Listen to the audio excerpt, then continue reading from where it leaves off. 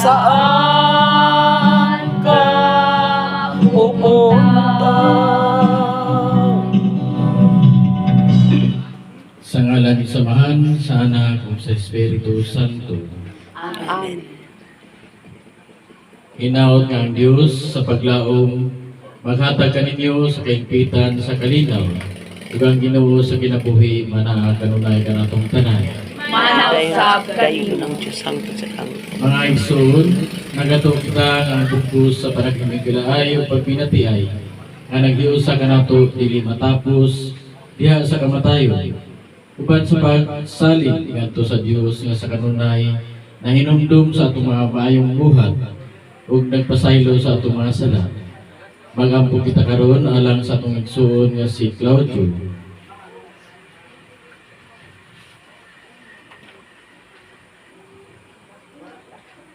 Ginoo nga among Dios ang kamatayon sa mga igsoon nga si Claudio.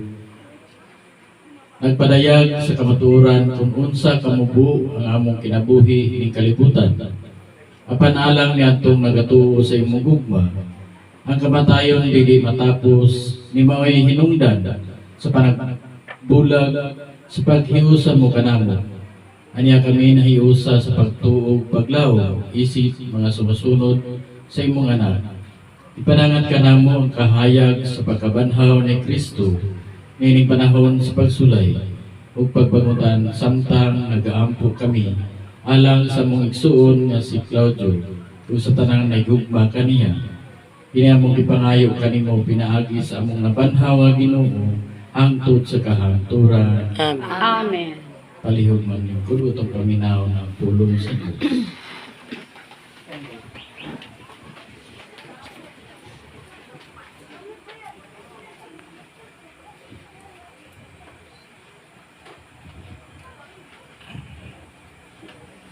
Kinutlog gikansaw ng salat ni San Pablo ngadto sa taga-Corinto.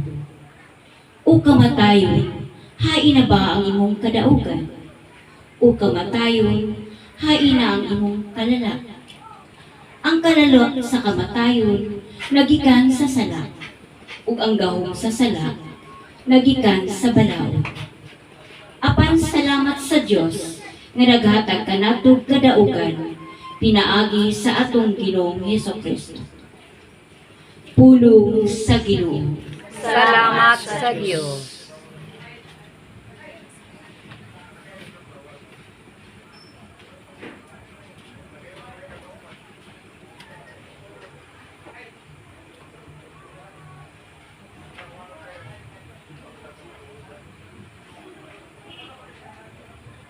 Ang Dios akong kahayag ug akong panabang. Ang Diyos akong kahayag ug akong panabang. Nakita ko ang kaayo sa Dios sa dapit sa mga buhi. Ang Ginoo mao ang akong kahayag ug akong kaluwasan. Kinsa may akong kahadlukan. Ang Ginoo maong dalampanan sa akong kinabuhi. Kinsa pa may akong kalisangan. Ang Dios sa akong kahayag ug akong panabang. Usa ka butang akong gipangayo sa Ginoo. Kini ang akong gipangita. Nga magpuyoon ta ako sa balay sa Ginoo sa tanang mga adlaw sa akong kinabuhi. Nga magsudong unta ako sa kahigugmaon sa Ginoo ug magpalandong sa iyang templo. Ang Dios sa akong kahayag ug akong panabang. Nagatuo ako nga makakita ako sa kaayos sa Ginoo dito sa yuta sa mga buhi. Paabutang maisugon ang Ginoo. Paglig-on sa kasing-kasing o paabuta ang Ginoo. Ang Dios sa akong kahayag ug akong panabang. Kalihog manindog alam sa atong santos nga ebanghelyo.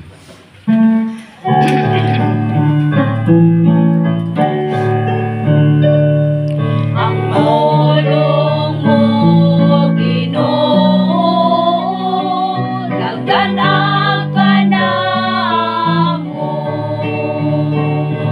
Ikaw man ang turan sa among kinabuhi. Agagagluy kami sa imong kaayo.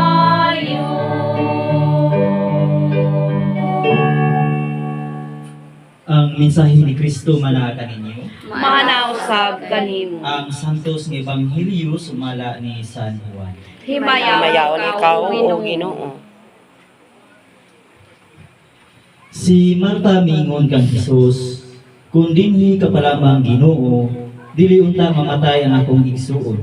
Hinoon ako nasayod nga bisan karon ang Dios mohatag kanimo sa bisan unsay imong pangayoon.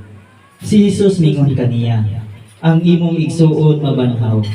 Siya mitubag. Nahibalo ako nga mabanhaw siya sa katapusang adlaw. Og si Hesus mingon kaniya, ako mao ang pakabanhaw ug ang kinabuhi.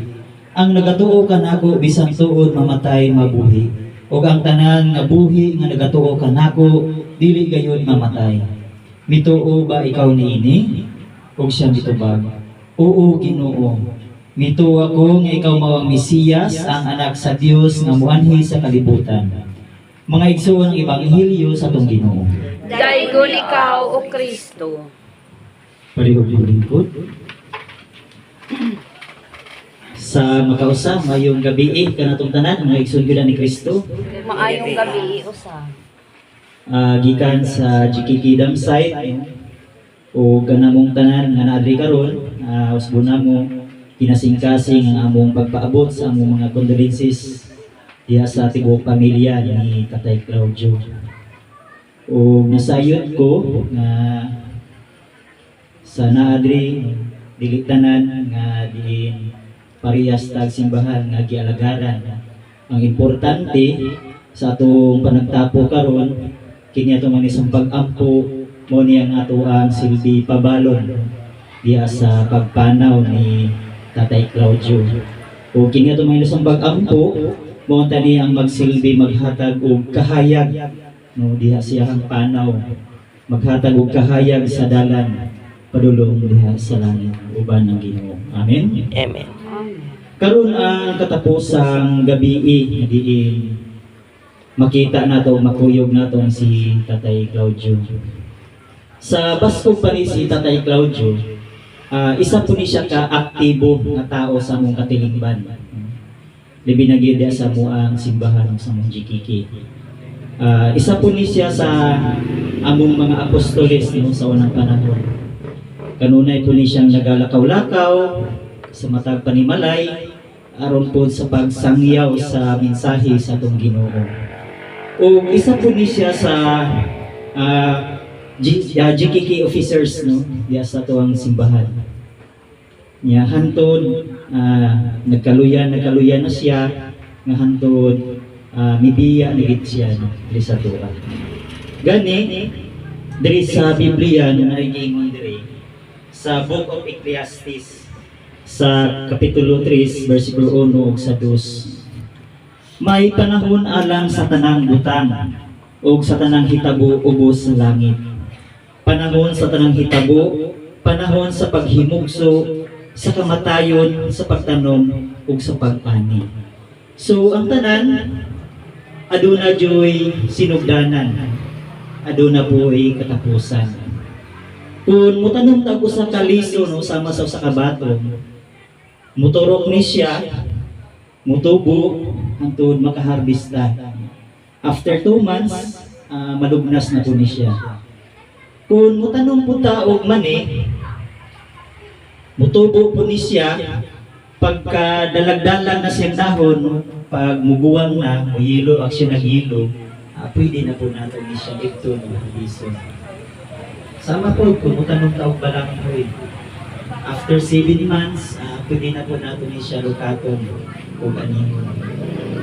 O kita po, samtang gipakatao ta din hibabaw sa kalibutan, budako punta. O mabot po sa punto nga bubiya po ta din aning kalibutan. Sama na lang ni Tatay Claudio. Si Tatay Claudio, himugso po siya, ug hantod mibiya po siya diri sa kalibutan. So adunay sinugdanan, aduna po'y katapusan. Muna ang kamatayon mga kaigsunon ko ni Kristo, isa ni siya ka realidad nga budangat sa atong kinabuhi. Kanabang ang kamatayon, ato na ni siyang gilinyahan. Kunya wala ka nakabalo kung kinsay tawgon sa tuwa, diya sa itong paglinya. Halimbawa na lang, si Tatay Claudio, siya na'y una ng gitawag sa tuwa. Muna siya, ang kamatayon, isa gini siya ka-realidad ang mudangat sa kinabuhi sa tao. Muna, ang importante, nga sa lihang buhi pa si Tatay Claudio, naningkamot siya diha sa pagpaduol sa Ginoo. Naningkamot siya nga aduna siya ay lawom nga relasyon sa Ginoo na pinaagi sa pagpanalagad. O mao po ang tana na magigsulong ka ni Kristo ang atong buhaton samtang buhi pa ta. Aduna tay lawom nga relasyon sa Ginoo. Gani makaingon ta nga namatay siya tungod siyang high blood, namatay siya tungod kay diabetic siya. Kana mga pamaagi na lang na siya nga sa unsa tang paagi mamatay. Pero moabot yun ang punto nga mamatay kita. Gani, kung nakailata ni Michael Jackson, siya sikat o inila sa tibok kalibutan. No? Siya ang pag-dancer, singer. Niya, dato na po kayo siya. Halos na nasayahan, kasikatan. Gani na siya, gihimo siyang kagalingon, adiya siyang pagkalalaki, i-convert niya yung kagalingon diya sa pagkababae. Human nga nahimo siya babae, i-convert balik na siya malalaki. Ang iyang pagkaon, before niya nakaunon, nag-aagi pa na sa iyang mga doctors. Gina-test, ginatanaw, gina-examine ko, kaon ba itong pagkaon sa iyang panglabas ng siyang buhay. Pero niabot yun sa punto, nga si Michael Jackson, matay din natin siya. Maski pag-on sa niya kadato, kwartahan, wala gid nakapugong sa iya ang iyang kwarta diya sa kamatayon. Ingana ang kamatayon ng mga igsunon ni Kristo. Gani diya sa itong ebanghelyo sumala ni San Juan. Si Marta, si Maria ug si Lazaro, dili lang ni sila ordinaryo nga kailan Hesus. Kundi suot kay ni silang higala. Every time na moadto si Hesus diya sa Betania, nagahapit gini siya diya sa panimalay nila Lazaro, nila Maria ug Marta. Gani na ay giingon po diya sa Biblia nga sa diyang gihapit si Jesus diya sa panimalay nila Lazaro, si Marta nagkapuligi sa daghang mga butang, while si Maria naglingkod lang atubangan ni Jesus diya sa tiilan ni Jesus. Ito na ingon si Marta nga Ginoo, ing naragod si Maria nga tabangan ko niya. kay nagkapuligi ko sa daghang butang, apan siya naglingkod lang atubangan nimo. Apan si Jesus ningon, no? Sa tuyang giingon, Marta, Marta, pasabdi siya kay nakapili siya og labing mas maayo. Dili importante ang mga daghang mga butang gawas lamang sa usa. Una hinuon ang pagpangita sa gingharian sa Ginoo. So kana isa naka-prove nga diin suod jud day kayo sila nga higala. Nga diin si Jesus kanunay nagaadto diha sa panimalay ni Lazaro, ni Marta ug ni Maria. Munang nasayod sila sa kinabuhi ni Jesus, nga si Jesus ana siya mga gipangbuhat nga milagro, moayo masakiton, manghingiling og yawa, mubuhi og patay.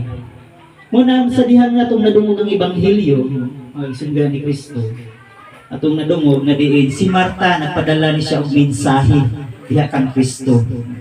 Tungod kay gusto nila nga si Jesus muayo diha kang Lazaro.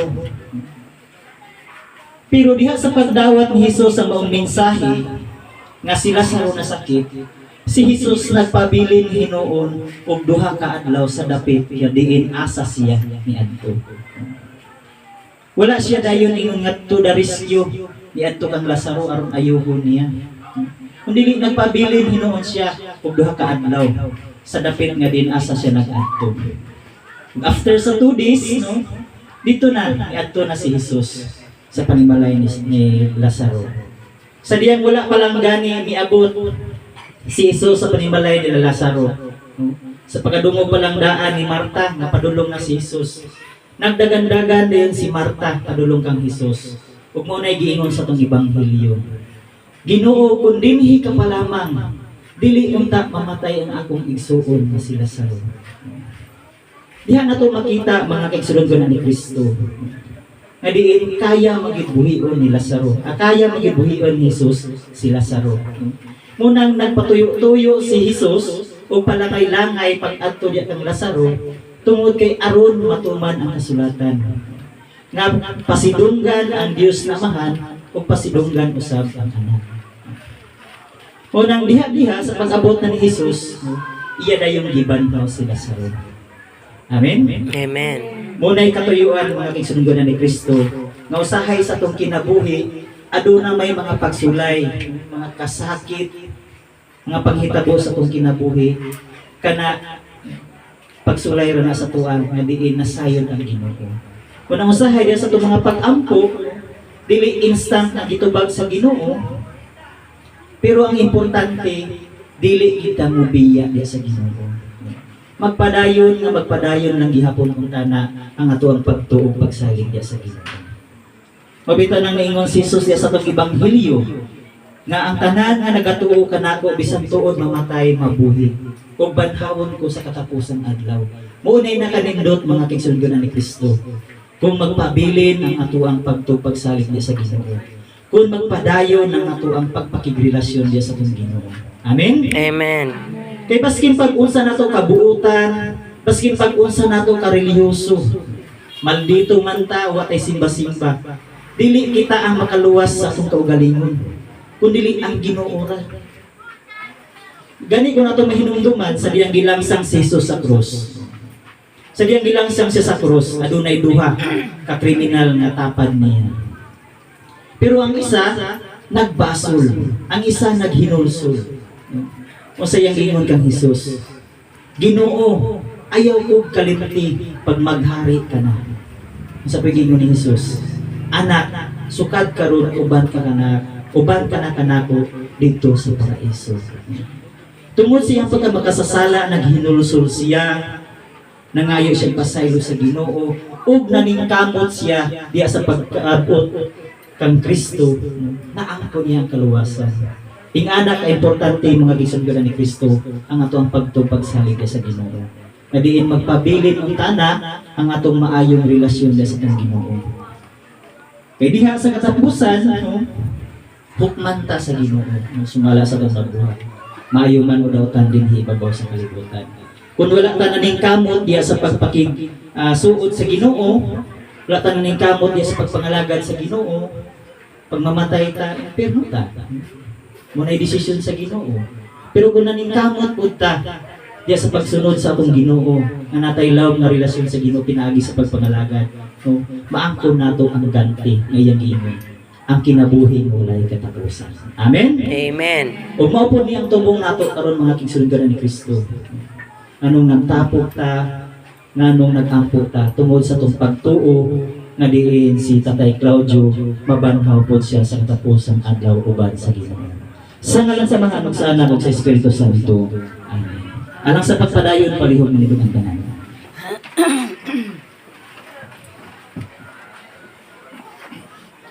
Masaligon o matuon sa kamatayon o pagkabanhaw ni Jesucristo. Magampo kita ngadto kaniya sa pag-ingon, Ginoo kaloy kami. Ginoo kaloy kami. Nabanaw nga Ginoo, ikaw ang subanan sa among kinabuhi. Ginoo kaluoy kami.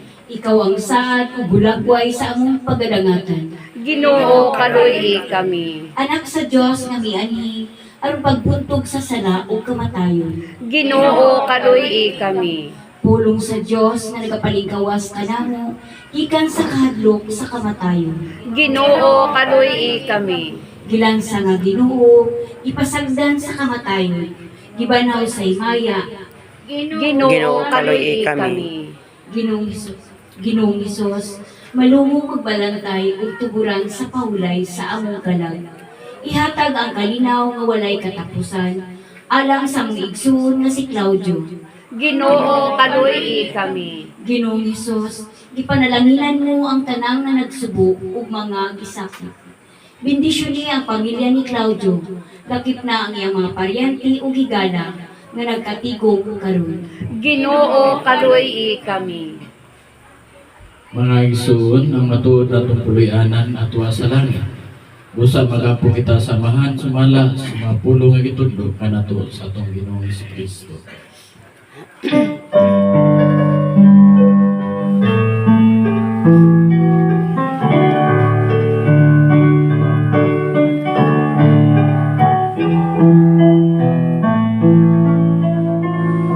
Ama namin, sumasalangit ka, sambahin ang ngalan mo, mapasa amin ang kaharian mo, sundin ang loob mo.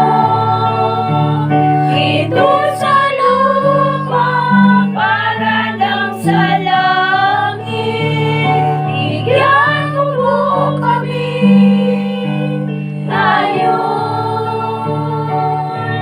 ng aming kakanin sa araw-araw at patawarin mo kami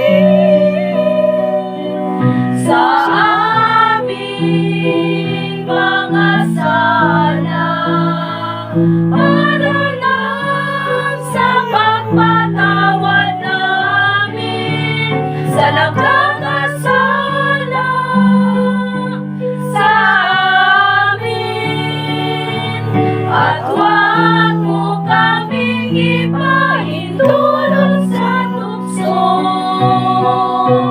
at yadya mo kami sa lahat ng masama.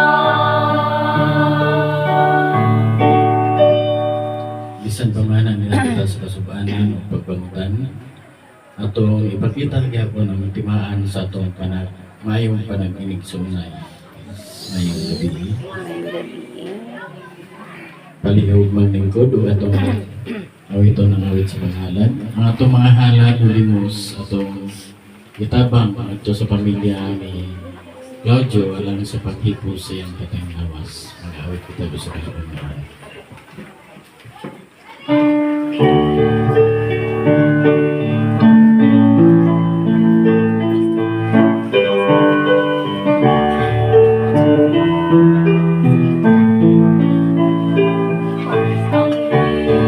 Ibig mo ang awit ko, lahat ng ito'y nagmula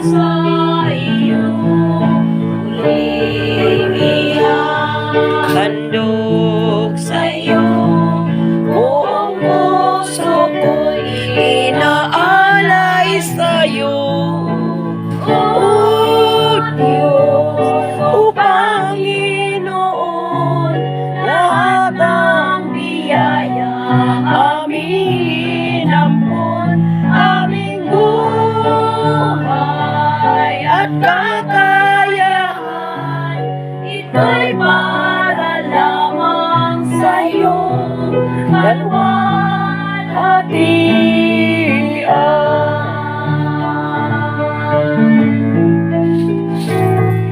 Ang tanging nanais ko ay mo lamang ang pag-ibig mo.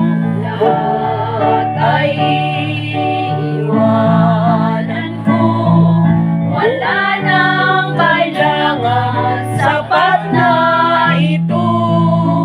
O Diyos, o Panginoon, lahat ng biyaya aming inampun, aming buhay at kakayahan, ito'y para lamang sa'yo.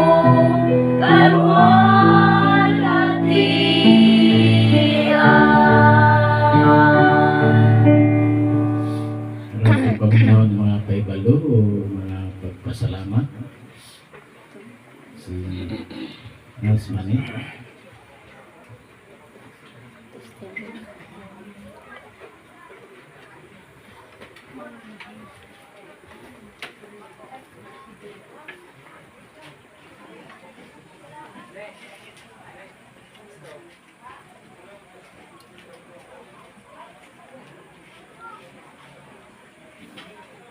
Asya?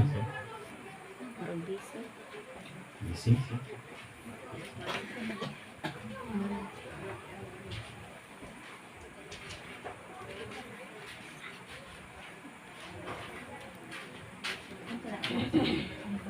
Paibalo?